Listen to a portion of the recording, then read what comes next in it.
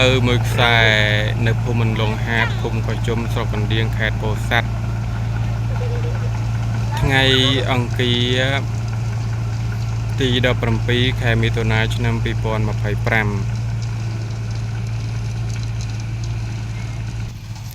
ក្រោយពីការចុះត្រួតពិនិត្យនិងវាស់វែង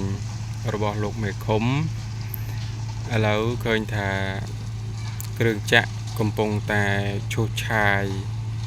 ក៏ដូចជាការរាយនៅខ្សាច់ថ្មក្រោម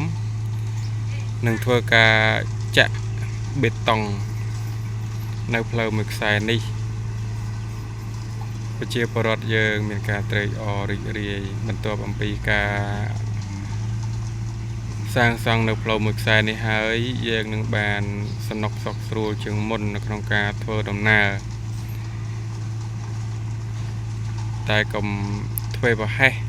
បានផ្លូវស្រួលហើយចេះតែជិះម៉ូតូលឿនបេតុងវារអិលចឹងបើគ្រោះថ្នាក់ក៏មិនទោសអ្នកសាងសង់គួរតែអរគុណចំពោះការសាងសង់នៅផ្លូវមួយខ្សែនេះហើយនឹងមានការជួយថែទាំទាំងអស់គ្នាដើម្បីប្រយោជន៍រួមនៅក្នុងសហគមន៍យើង